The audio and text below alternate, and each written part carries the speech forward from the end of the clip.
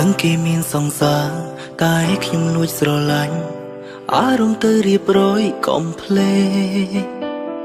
ខ្ញុំបបួលគេស្និទ្ធខ្ញុំបបួលគេស្នេហ៍ហើយចង់ទុកត្រឹមតែជាការលេងសើចតែយកចិត្តទុកដាក់ហើយហៅអូនសំឡាញ់បើសង្សារគេលឺច្បាស់ជាចិត្តខ្លោរងការស្រឡាញ់នេះគ្រាន់តែជាការលេងសើចជាសំណោចមានពេលវេលា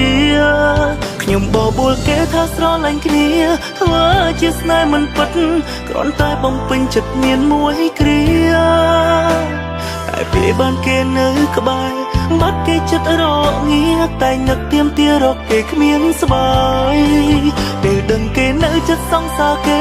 មិនដឹងខ្ញុំប្រចាំម្លេះឬស្នេហ៍មួយនាងជាកបិតហើយពេលខ្លះបានឲ្យគេបែកគ្នាហួហេតុម្លេះខ្ញុំអើយមិនដេចចុងក្រោយហេតុអ្វីខ្ញុំមានអារម្មណ៍ឈឺចាប់ខ្សោយ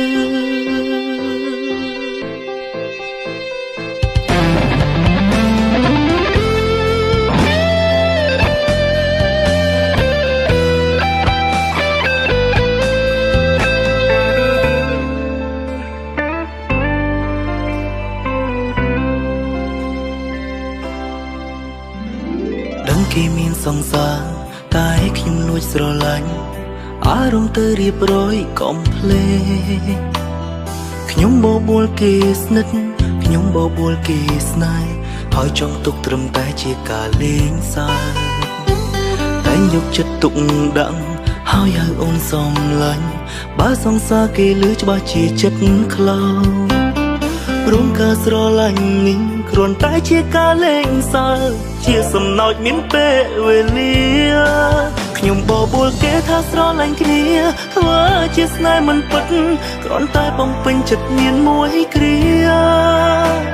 តែពេលបានគេនៅក្បែរបាត់គេចិត្តរងាតែនឹកទៀមទារកគេគ្មានស្បាយ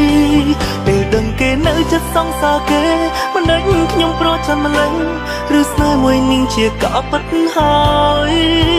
ពេលខ្លះបងឲ្យគេបែកគ្នាហួហេតុម្លេះខ្ញុំអើយមិនដេចចុងក្រោយហេតុអ្វីខ្ញុំមានអារម្មណ៍ឈឺចាប់ខ្សោយបបួលគេថាស្រឡាញ់គ្នាធ្វើជាស្នេហ៍មិនពិតគ្រាន់តែបំពេញចិត្តមានមួយគ្រាតែពេលបានគេនៅក្បែរបាត់គេចិត្តរងាតែនឹកទៀមទារកគេគ្មានស្បាយពេលដឹងគេនៅចិត្តសង្សារគេមិនដឹងខ្ញុំប្រចាំម្លេះឬស្នេហ៍មួយនាងជាកបិតហើយពេលខ្លះបងឲ្យគេបែកគ្នាហួហេតុម្លេះខ្ញុំអើយមិនដេចចុងក្រោយហេតុអ្វីខ្ញុំមានអារម្មណ៍ឈឺចាប់ខ្សោយ